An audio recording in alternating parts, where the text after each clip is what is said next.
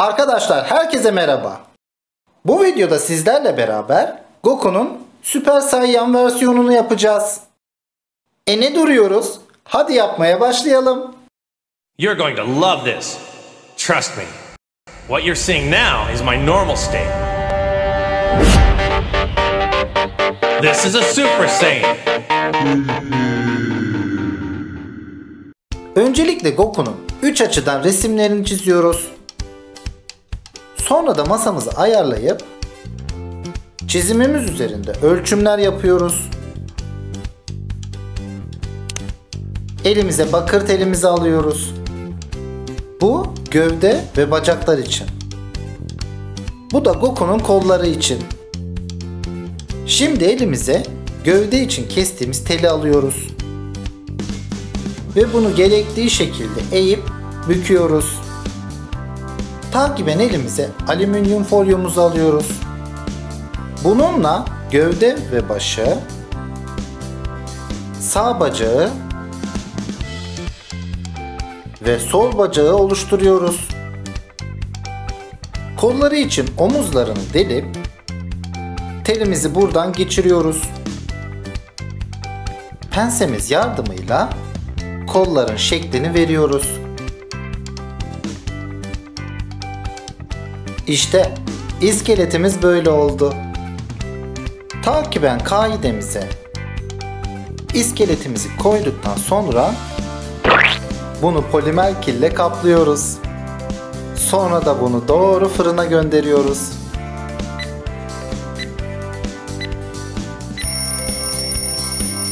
Goku fırından geldi. Başını oluşturmak için kafasının üzerine parçalar koyuyoruz. Ve bunları iyice yapıştırıyoruz. Göz boşluklarını kesiyoruz. Burun ve çeneye parçalar koyup yapıştırıyoruz. Ağzını oluşturuyoruz. Alt dudağın şeklini veriyoruz. Uygun bir modelleme aletiyle yanağın üst ve alt tarafına bastırıyoruz. Bunu diğer tarafa da uyguluyoruz. Gözünün sınırlarını çiziyoruz. Bu da diğer gözü. İnce uçlu bir modelleme aletiyle alnındaki kırışıklıkları yapıyoruz. Kaşlarını yapıştırıyoruz. Çene boyun ayrımını kesiyoruz. Kulağı için parça yapıştırıp şeklini veriyoruz. Bu da diğer kulağı. Alüminyum folyoyla Goku'nun kafasının ortasındaki saçı yapmaya başladık. İşte böyle bir şey oldu. Bunu da kille kaplayıp Goku'nun başına koyup iyice oturtup yapıştırıyoruz. Sonra da saçının yüzeyini oluşturuyoruz.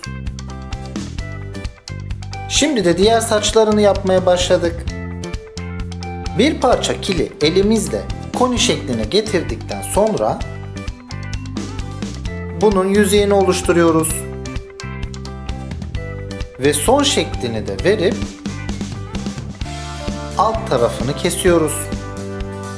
Kafasına oturtup iyice yapıştırıyoruz. Ve bu işlemleri diğer bütün saçlara aynen uyguluyoruz. Goku, ne kadar çok saçın varmış ya. Kafanın çoğu saçtan oluşuyor resmen.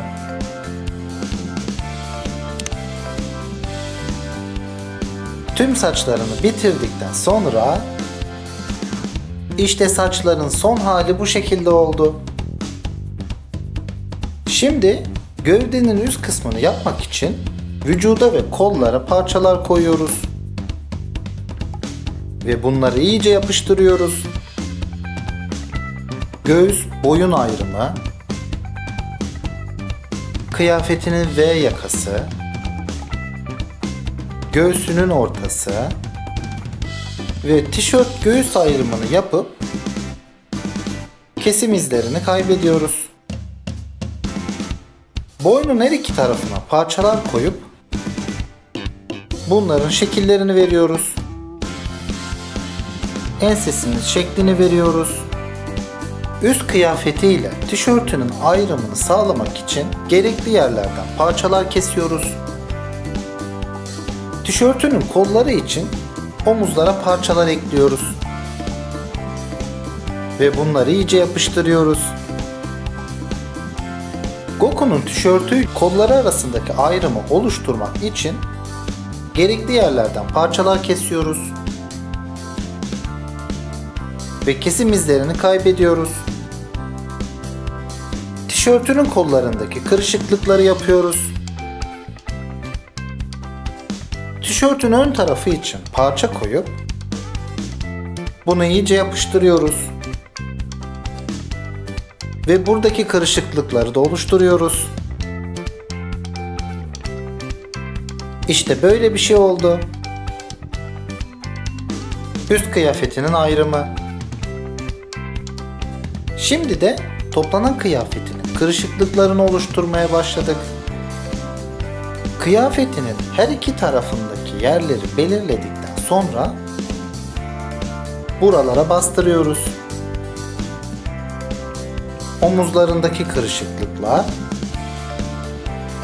ve belindeki kırışıklıkları da oluşturup son şekillerini veriyoruz.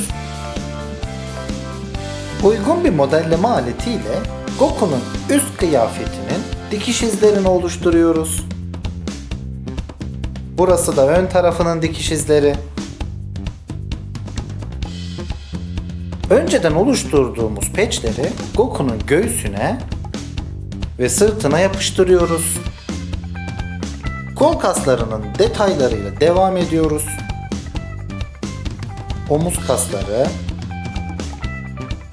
ön kol kasları, arka kol kasları,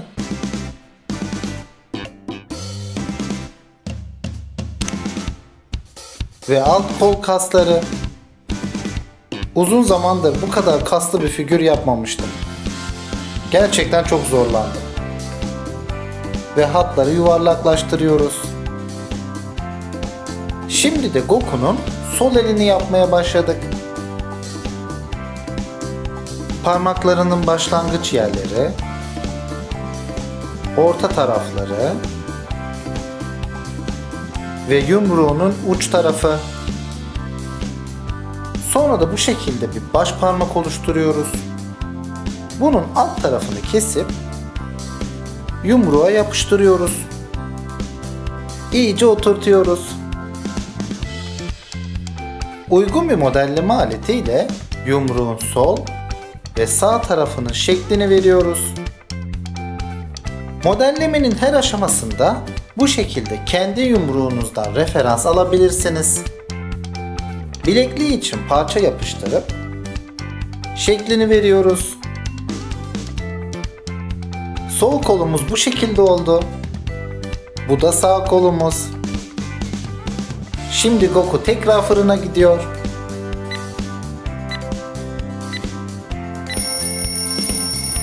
Goku fırından geldi. Bacakları için koyduğumuz parçaları iyice yapıştırıyoruz. Kırışıklıklar için gerekli yerlerden parçalar kesiyoruz. Ve bunlara şekillerini veriyoruz. Bu işlemleri her iki bacağının her iki tarafı için de aynen uyguluyoruz.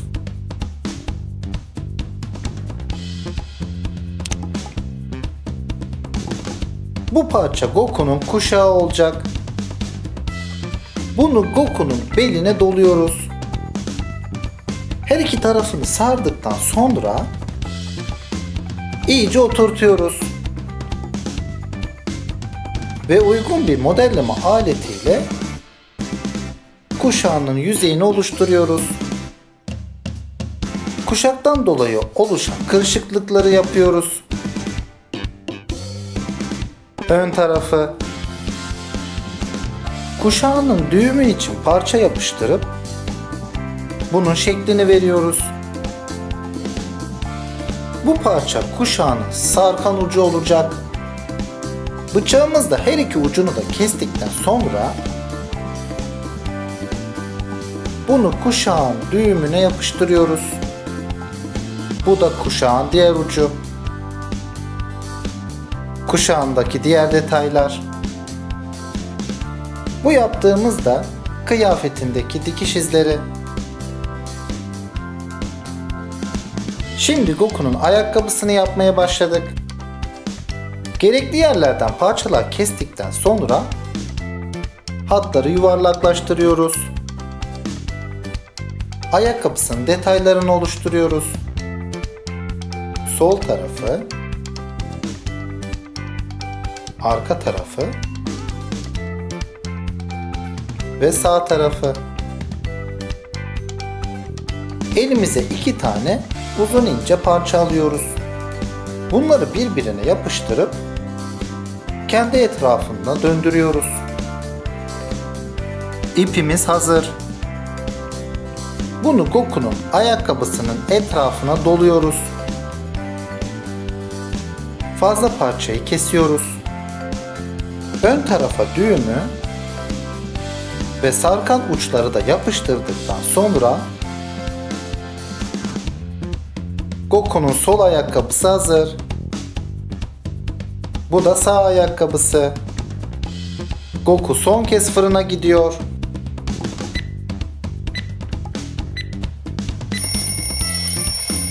Goku son fırından da geldi. Boyamamıza koyu ten rengiyle başladık. Bu renkte yüzündeki detayları, boynundaki detayları,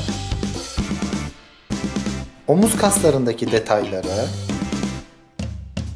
ön kol kaslarındaki detayları, alt kol kaslarındaki detayları, arka kol kaslarındaki detayları, diğer kolundaki detayları, sol elindeki detayları ve sağ elindeki detayları boyuyoruz. Sonra elimize normal ten rengini alıyoruz. Bu renkle Goku'nun yüzünü, boynunu ve kollarını boyuyoruz.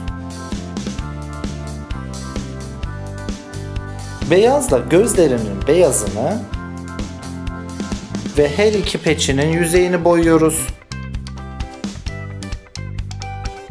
Siyahla sırt peçinin çevresini ve içindeki yazıyı boyuyoruz.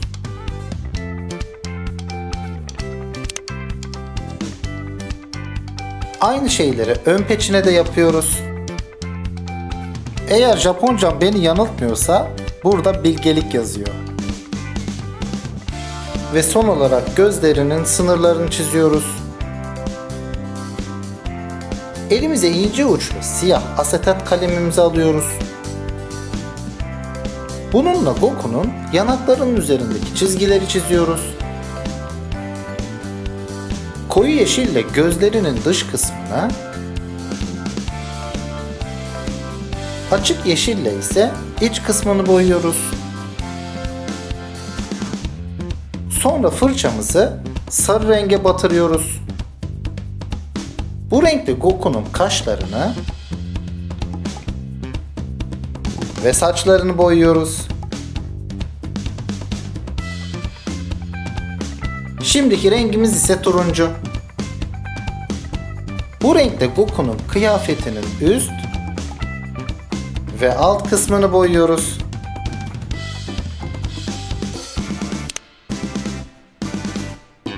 Mavi boyayla devam ediyoruz. Bu boyayla Goku'nun tişörtünü, bilekliklerini, belindeki kuşağını ve ayakkabılarını boyuyoruz. Kırmızı boyamızla Goku'nun ayakkabısının kırmızı olan yerlerini boyuyoruz. Bu da diğer ayakkabısı. Kahverengiyle de bağcıklarını boyadıktan sonra İşte karşınızda Goku. Videomu izlediğiniz için teşekkür ederim. Oley, oley, oley. Goku, çok süper oldun ha. Videoyu beğendiyseniz like atabilirsiniz. Eğer ejderha topunu arıyorsam ben onu galiba Ejder Savaşçısı Po'ya verdim. Yapmamı istediğiniz karakterleri video yorumlarına yazabilirsiniz. Kolların da acayip kaslı ha. Goku, bendeki magnetinin neredeyse aynısı olmuş. Diğer sosyal medya adreslerinden paylaşımlarımı takip edebilirsiniz. Bu elimdeki Super Saiyan Goku'nun 20 santimlik bir figürü. Bundan önce Goku'nun normal halinin 15 santimlik bir figürünü daha yapmıştım. Kanala da abone olmayı unutmayın. Başka bir figürde görüşmek üzere. Hoşça kalın.